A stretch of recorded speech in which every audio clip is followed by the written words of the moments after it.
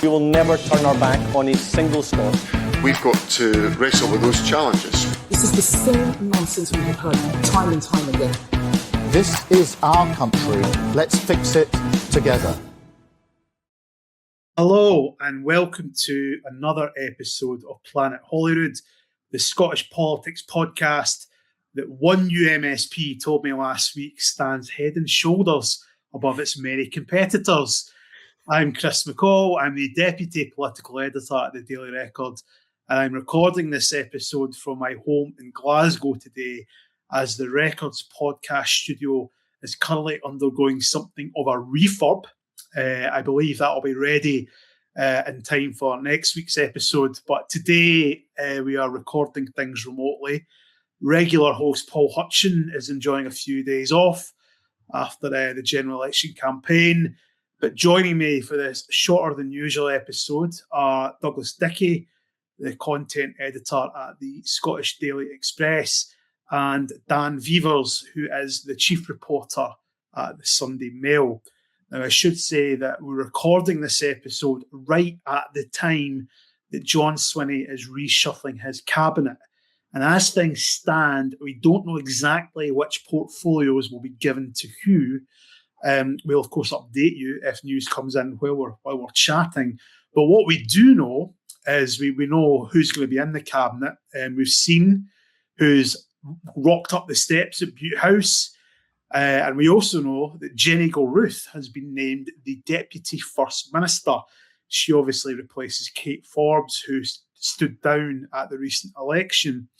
And Gilruth's appointment was something of a surprise among the chattering classes at Holyrood, as the two names that had been tipped in recent days for that role had been Manny McCall and Angela Constance. Dougie, I'll come to you first. Will the Daily Express be warmly welcoming this cabinet of all talents? Oh, Chris, I think you can guess the answer to that before I even give it. But I mean, Jenny Gilruth as Deputy First Minister, I think sums it up, that this kind of SNP tendency to fail upwards. She's been Education Secretary now for a few years. Violence in classrooms is spiralling out of control. The attainment gap remains. We know that Scotland has been kind of falling down educational league tables, although that kind of predates, obviously, Jenny Gilruth. But, I think the most interesting thing about her appointment is, is John Swinney trying to clip Mary McCallan's wings a wee bit. She's been, touted as a future, SNP leader, and maybe she's been starting to believe her own hype. Or alternatively, does John Swinney want to keep her at the limelight because she had a bit of a miserable Holyrood election campaign? She had a couple of car crash TV appearances, and you wonder if he might want to keep her a bit more in the background because she didn't impress at all during the campaign. I think it's fair to say that she had a more difficult campaign than some in the senior SNP would have liked. That question time performance in Aberdeen, I mean, it wasn't easy for any of the panellists, given the local upset, understandably, about North Sea job losses. But yeah, I absolutely agree with you on that point, Dougie, that maybe 6 months ago, people would have viewed Manny McCallan as a shoo-in for the Deputy First Minister job. But it's Jenny Gilruth. Just to come to you, Dan, you've obviously been reporting on the political scene in Scotland for a while. With the exception of Stephen Flynn, the people going into Bute House today, it's pretty much, the same old faces, isn't it? Yeah, well, I heard Jenny Gilruth saying earlier, talking about how, they were all re-energised and by getting the mandate from the people and all of that. But you look at the faces and it's very much a continuity cabinet. I guess I was a little bit surprised to see only Stephen Flynn of the kind of new intake stepping into Bute House today. There are other talented former MPs who have come up, like Alison Thewlis, who perhaps might be in for some kind of post as well. But it's interesting, isn't it? Because John Swinney, campaigned on public sector reform. Well, he didn't campaign it, I should say, but that seems to be the mood music now. And you now have 9 cabinet secretaries where you used to have 12. Speculation that Ivan McKee is going to be in that finance brief. I think it's clear signals that we're going to be getting some type of cuts, efficiency reforms. But at a time when everyone wants to see improvements in areas like NHS and housing and all the rest of it, we don't know who's going where yet. But you have Neil Gray in there, you have Mary McCall back in NHS and housing formally, and you wonder whether or not they're going to be given their old briefs, maybe trying to turn things around. What kind of message does that send? Yeah, I mean, we should say that Ivan McKee actually is a new face in the cabinet in the sense that he previously held the public finance minister role, which wasn't a cabinet level position.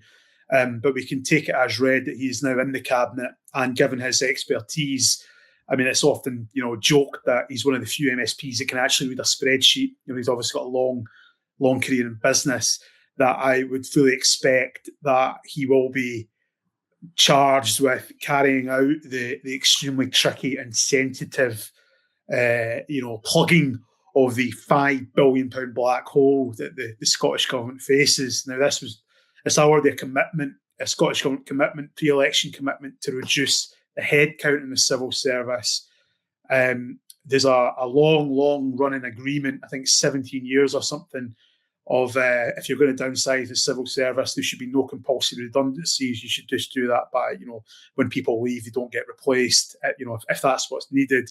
But I think my understanding is that they might actually have to end that, and compulsory redundancies, while we don't know at this stage what they'll be like in terms of scale or what areas they'll be going after, it's not something that's off the table.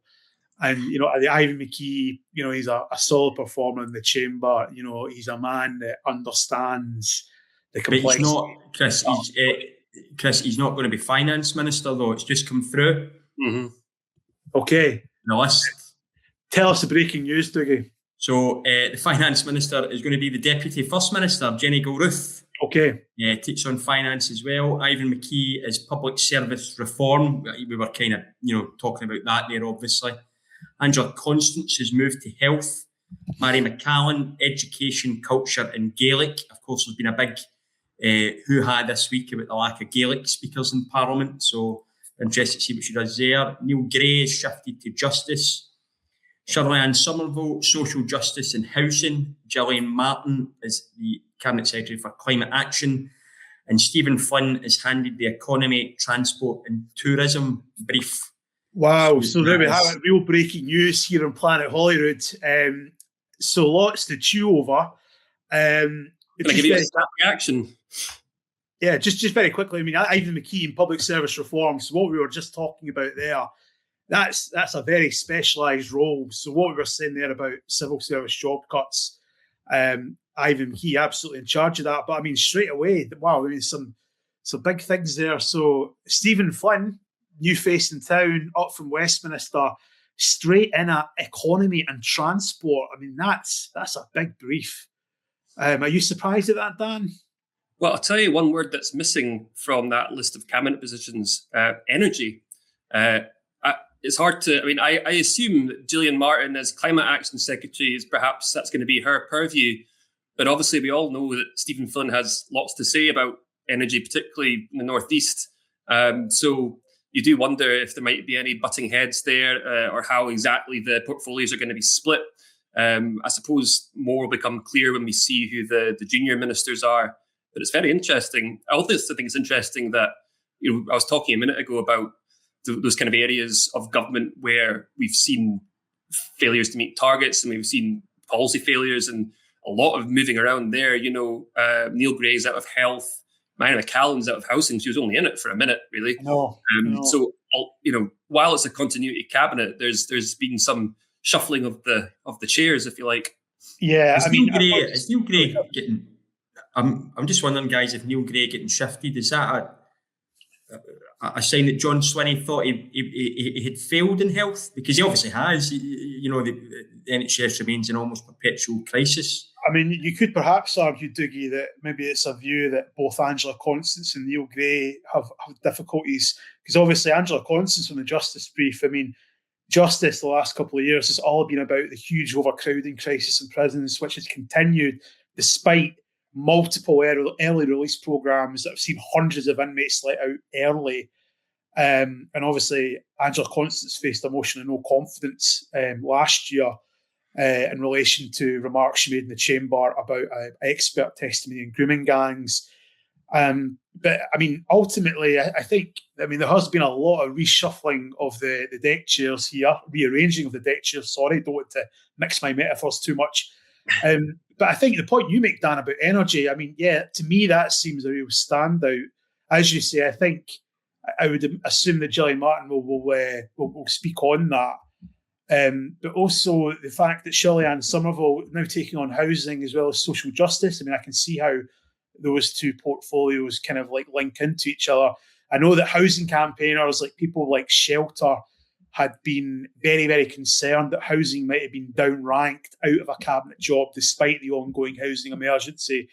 So Swinney has obviously decided, no, we need to keep that there. Let's talk a bit more about Jenny Gilruth, though. I mean, that's the finance job. Presumably she'll be working hand in glove with Ivan McKee, though. Dickie, is this going to be a good thing? Will that be a dream team, you think? Stuff of nightmares, I think, more likely. I mean, I've got to say, I'm surprised. You know, Jenny Gilruth appears to have emerged now as John Swinney's right-hand woman, when everyone obviously expected it to be Mary McCall. I can't really get my head around it. I'm told she's quite a good operator when it comes to kind of cross-party relationships. She's one of the few, you know, Holyrood can be quite, seems to the outsider quite a toxic place these days. But she apparently has good relations across the chamber. So I don't know if John Swinney sees her as his kind of fixer. They're obviously going to need support of other parties to get their budgets through. I don't think John Swinney wants to rely on the Greens for that all the time. So you know, he's going to need someone that can speak to the kind of pro UK parties, and there maybe Jenny Gilruth fits that bill. Ivan McKee's got a kind of track record in business. It seems a pretty, his cabinet, nationalist cabinet secretaries go. It's a pretty sensible appointment, I think. One thing also missing though, which I think kind of, I'm just double checking to make sure that I've not missed it, but doesn't appear to be any focus on rural affairs, and I think that kind of lends into this idea of the SNP as some sort of kind of central Scotland urbanised cabal. Doesn't really understand rural Scotland, and I'm a bit surprised, especially considering John Swinney's own constituency, that there doesn't seem to be any focus on that. A bit of shock there, I think. Dan, just picking up on Dougie's point about Jane Gilruth being John Swinney's right-hand woman, let's talk leadership speculation. John Swinney insists that he will serve a full 5-year term, so let's take the First Minister at his word, but at the same time openly speculate on who's lining up to take his job. Out of the cabinet appointments today, who do you think's leading that race right now? Well, just to go back to what you just said, as the Sunday Mail reported, actually, John Swinney plans to serve for another 5-year term after that. So we're talking 6 year. That is if he was telling the truth to the Sunday Mail. In some ways, you would still discuss the same kinds of people we were discussing previously, the likes of Mary McCall, the likes of Stephen Flynn. And although they might not feel that they've got the biggest jobs this time, clearly, if this is kind of a marathon, not a sprint, it might be to some extent. I think Dickie alluded to this earlier, or was it you, Chris, that they might be getting put out of the limelight a little bit, to some extent protected, to some extent given a brief to focus on and kind of prove their merits, because neither have really. I mean, Mary McCallum's been a minister for a while, but she's been sort of moved from pillar to post in different jobs. Obviously, Stephen Flynn's never been a minister before, so I guess this is a chance for them to prove that they can do it. They do still seem to be the ones everyone talks about as next in line. I'm struggling to think of anybody else, to be honest with you. So Yeah, it's a very interesting first cabinet for John Swinney. We obviously know it won't be the last. It's hard to imagine the likes of Jenny Gilruth or Ivan McKee, one day being in contention, but who knows? Yeah, I would still say the young guns at some point, probably quite a while away. So just while we've been recording this, John Swinney has put a statement out.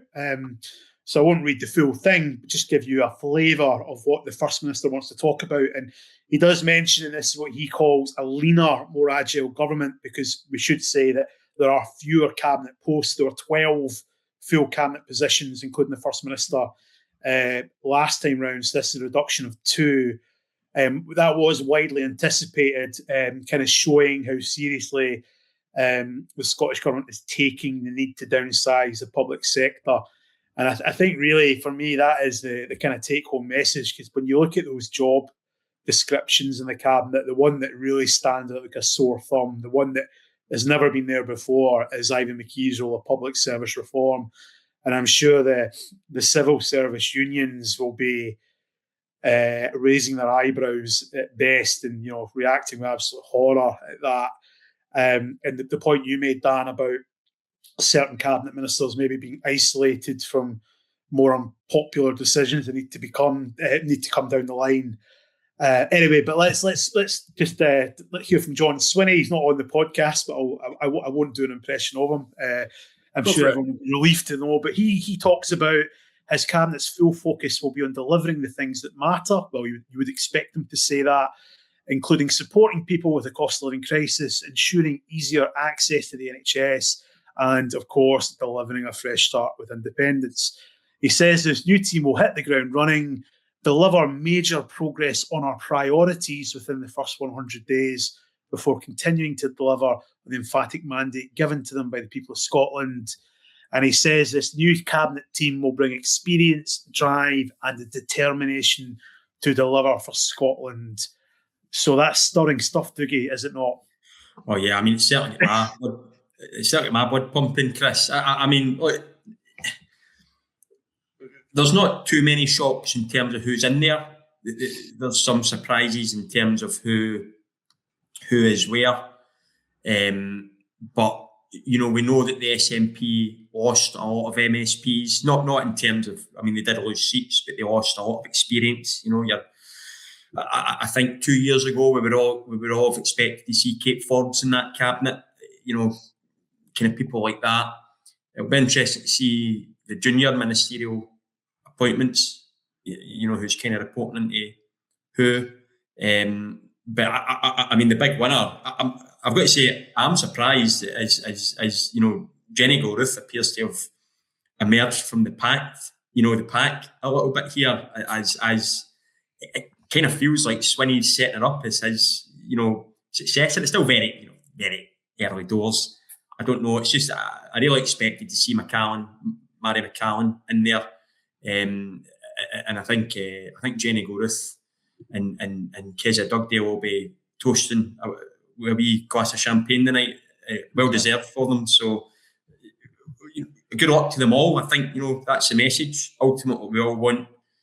I have my doubts that they'll succeed, but I would like them to succeed in improving public services and improving the NHS and cutting down government waste. But I still feel like that focus at the end, this eternal argument over the Constitution that just refuses to go away, because the SNP, the SNP need it to stay in power. It's just going to oversee everything, and it's going to be a tough few years, I think, for John Swinney, because he's going to need that cross-party support. And the Greens, I think, have been a bit emboldened by their success. In the election. I think they'll play really hard ball, and I think Swinney would rather work with the Lib Dems, quite frankly. So it's interesting times, but we'll go away and we'll digest it, and I'm sure we'll come up with some hot takes in the next 24 hours. Yep. I think we'll leave it there for just now, as this is a shorter episode, as we're not in the Daily Record studio. There will obviously be a lot more to come on this cabinet reshuffle.